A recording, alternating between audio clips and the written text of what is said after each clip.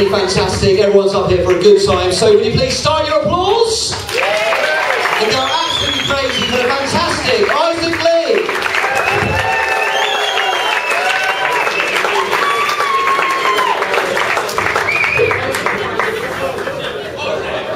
Hello, ladies and gentlemen, alright?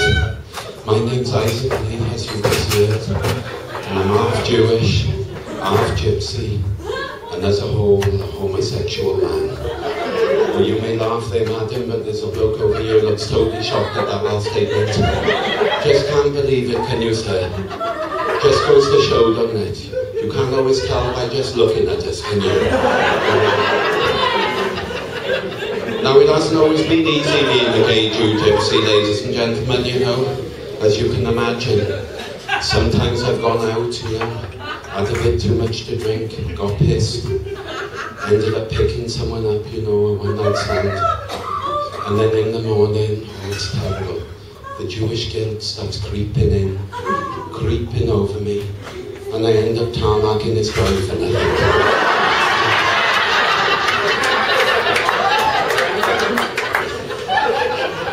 Now, some of you may have noticed by now, especially you ladies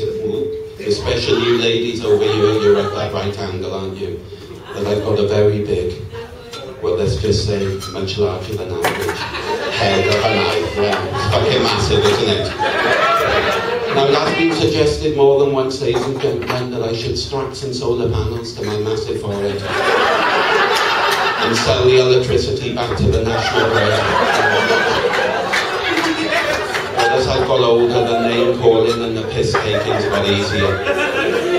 But it did particularly hurt when I was a young lad growing up, you know. I got called things like a big square head, or Frankenstein, or the one that hurt the most, big square head Frankenstein gay boy. He said, you know, son of mine. Now, thankfully, though, I hardly saw my dad when I was growing up. You know, he just couldn't be bothered with me. He only babysat for me that once when my mum went out. Oh, it was terrible. I couldn't stop crying. He said he wanted to play an adult's game. Then he beat me when he got aroused. Yeah, aroused. A 7-letter word in Scrabble. He said it was his all-time personal best.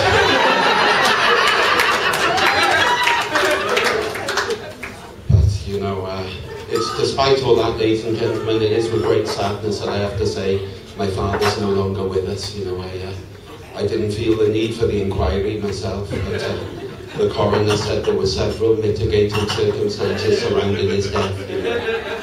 He said it was a mixture of the drink, the poor diet, and the cold that finally finished him off. But he'd only got pissed and fell in the vegetarian section of Iceland.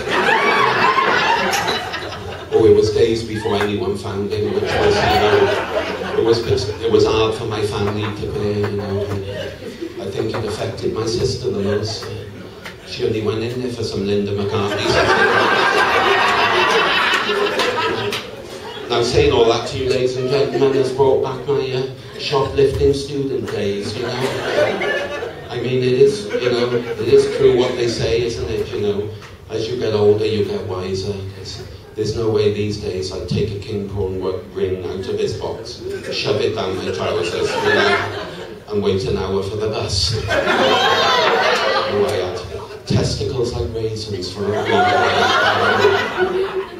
Have you ever been shoplifting there, madam? No, you haven't? You mean you actually made a conscious decision to buy that dress?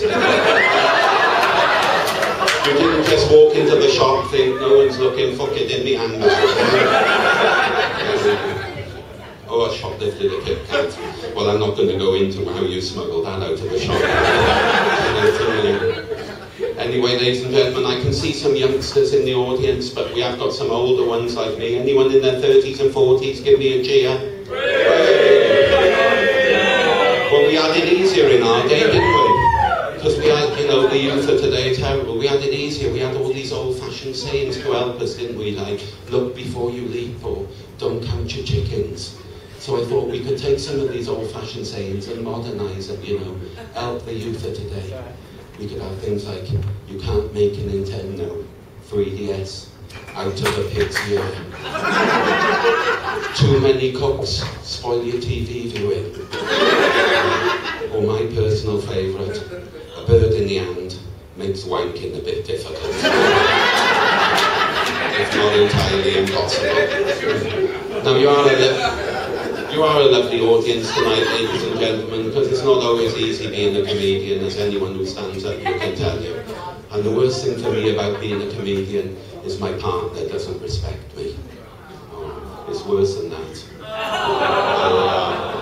No, because he doesn't think I've got a proper job. And just because I'm there every day, you know, he thinks all during the day, he thinks I should do all the washing, the cleaning and the ironing and everything. And on top of this, he's always asking me extra things. Can you go to the post office? Can you pick up my dry cleaning? And sometimes it makes me so angry, I think, fucking hell, just pass me that broom and I'll stick it up my arse. Because we used to say that years ago as well, didn't we? But anyway, ladies and gentlemen, he came home from work the other day, late, early. I mean, you know, I was rushing around trying to finish everything. He walked into the kitchen. He said, oi, oi, he said, what's going on here then? I said, I'm trying to clean up, leave me be. He said, well, if you're going to do it properly. Look here, you've missed a bit. Well, that was it, ladies and gentlemen. I just couldn't hold it in anymore. I just flew off the fucking anvil.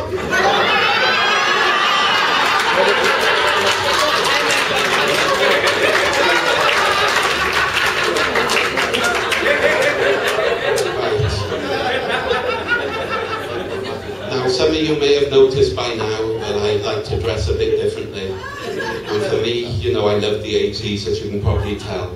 And for me, the best thing about the 80s was Mr. Boy George. No one? Anyone you like Boy George? Yeah. Well, hey, one of you. Well, I don't blame the rest of you, because he has said and done some stupid things in the past, hasn't he? He once famously said he'd prefer a cup of tea than sex with a complete stranger. Now, I don't know about you lot, but it's a bit of a no-brainer, isn't it? I mean, take you, for example, over yourself. I don't know you, do I, sir? Can you just confirm to the audience we've never met? So you are, in fact, a complete stranger to me, now, sir, if I was to say to you, would you like a lovely cup of tea? Or would you prefer me to place my willy directly into your bottom? Just a cup of tea every time, isn't it, sir?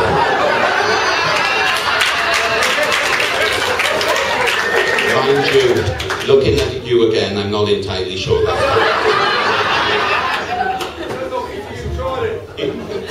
Now, I don't know Boy George personally, ladies and gentlemen, but I'd like to believe him. Because quite frankly, the alternative's too terrible to imagine, isn't it?